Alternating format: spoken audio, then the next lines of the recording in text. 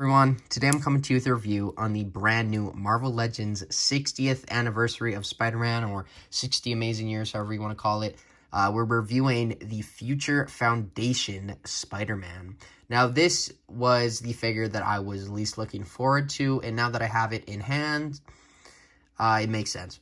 But I'll say that, and then you'll hear more in the review, but I don't have too much to say about him. He is included with the plastic-free packaging, which is, great. But yeah, I guess without further ado, let's get into his review. So besides the figure and his alternate hands and his two web accessories, the only other thing I have to show is his box, which is, it's in the plastic-free packaging, which let me start off by saying it is great that they're doing this for the environment, but I don't think this is going to be around forever, or this style or design of it, because I think Hasbro will see, and it's not even a matter of people talking about it and just on social media, in that sense. It's more of just the fact that these are hitting stores kind of all over the world right now, and they are just not selling that well. I always see pictures at Target of just pegs full of this guy and the Ned 2-pack, and it's not necessarily that they're bad figures, is the point. It's that they're not really eye-catching. You're not looking at that and being like, wow, that's so cool, I can actually see what it looks like. You're just looking at a render, which in this case really sucks because it's inaccurate. It's false. He has black pegs on his joint, or on his joints right there, but on the figure, they're white. So it just, it's going to be a whole problem. And I get that this is kind of their first time doing it, so they're probably going to find more ways to improve it down the line. But I just think this is a very bad choice for Hasbro. And I get that the Legends line probably didn't really have a choice in the matter, because they're just run by Hasbro, and it's mostly to do with Hasbro. I'm sure most of the actual people working on brands such as these wouldn't be too in favor of doing this, because I think they know what sells and what doesn't, and I think they might want to try it out, obviously, but I think at the end of the day, it kind of isn't just about the figure and seeing that. It's also about other factors, such as people wanting to keep them in box. And another reason is just, you open this and it doesn't feel like you're getting your money worth.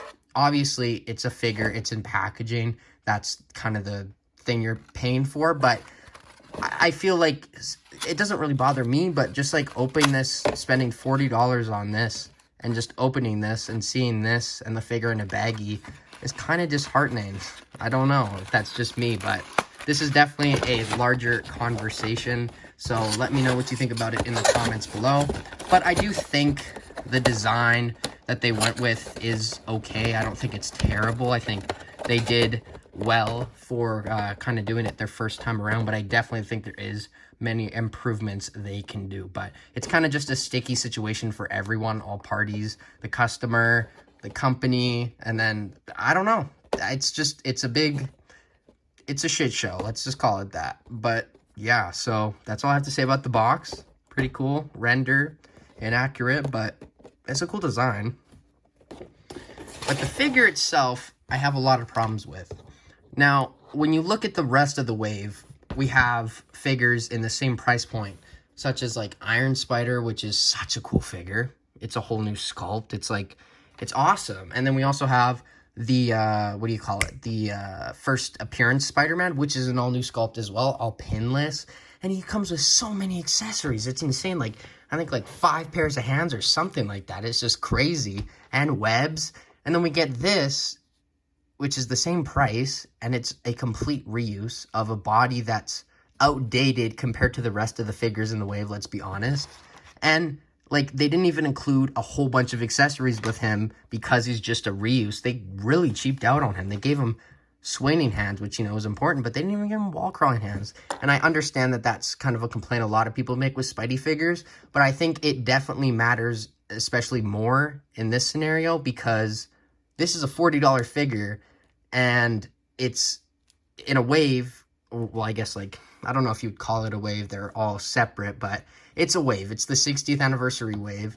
And the other figures at this price point, even Spider-Man Noir, all have way better, like, just accessories, designs, and value, just all through across the board. And then you look at this, and he has terrible paint applications, as you can see. That is, like, very sad to see. And the rest of it is just, like, it's cool, I guess. It works. It's what the figure should look like, but the paint is off, and I just don't see this worth the price that I paid for it. And I get, it is Canadian. I did pay a little less than that. I paid about $37, which is still pricey, but I don't think this is worth it, and I don't recommend it at all. I know this is pretty early into the review, but I think that's kind of obvious, even looking at these paint apps. But the thing that bothers me, I think, the most is that we just got, like, the, this guy, the retro symbiote Spider-Man, and this was a $30 figure.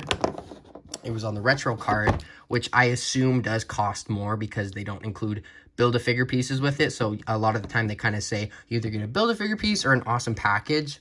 So you got that. It was $30. You got 3 pairs of hands and the same head sculpt and this awesome retro body that everyone is just loving and is kind of outdated now that they did this body. But still, if we would have just gotten this figure on this body, I would have liked it more. Like, I'm going to be honest. You even have the paint for where the joint would be. It's, like, perfect. This would have been perfect on that body. And I'm just, like, baffled as to why they went with this. And another thing that bothers me even more is because this is the stealth suit. They're going to release the normal inverted suit eventually, and it's going to be on this exact same body. And, like, it's not that big of a problem, but just to see that we have all these updated Spidey bodies, and they go with the Sunfire body, and for $40, I just don't get it. And another thing that I was thinking is, this is a brand new body. This is all new for the wave. This would have been so cool to get on this figure. Like, if they would have done this figure on this body, because this would have been the first time you're getting that body if you don't have enough to buy this, like, very expensive 2-pack that's like $80 and you just wanted to try the body out. That'd be awesome. You get this, you love it, and then you're like, wow, I actually kind of really want that normal Spidey on that body, and then you go get the 2-pack. I think that would have been so cool. It would have kind of made the line a lot more unified. I think it just would have made a lot more sense to use either of these bodies.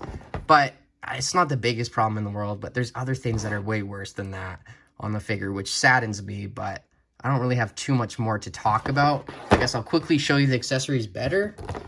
And I'm not trying to be, you know, like, super mad about this, but I don't think this is a good figure by almost any means across the board. You get the flippy hands, which even paint is kind of coming off there. And then the webs are cool to get, but, like, I don't think these warrant the price if we're saying this is worth 2 extra hands and a better body. I don't see that. These probably cost 5 cents both to make, like, if that. But that's pretty much all I have to say about that. Let me know what you think about it. I'll tell you more as we go into the review, but let's get into the articulation. So the articulation, it's good, but it definitely could have been better, especially looking at those other figures like I mentioned. Head goes down, up, not a lot of tilt, full 360, arms go out, side, side, with the butterfly joints, which is very good on this body.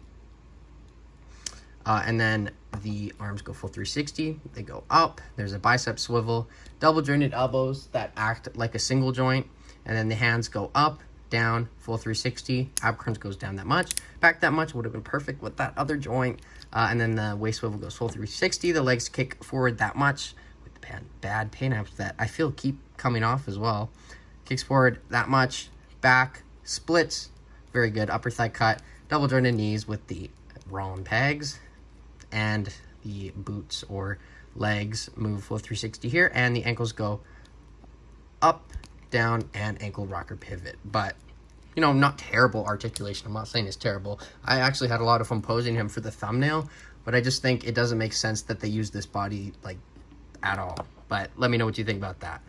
Let's get on to some comparisons. I have a lot of comparisons that I want to do with him. Here I just have all the Spider-Mans, or the main Spider-Mans that came out in the last like 6-ish years.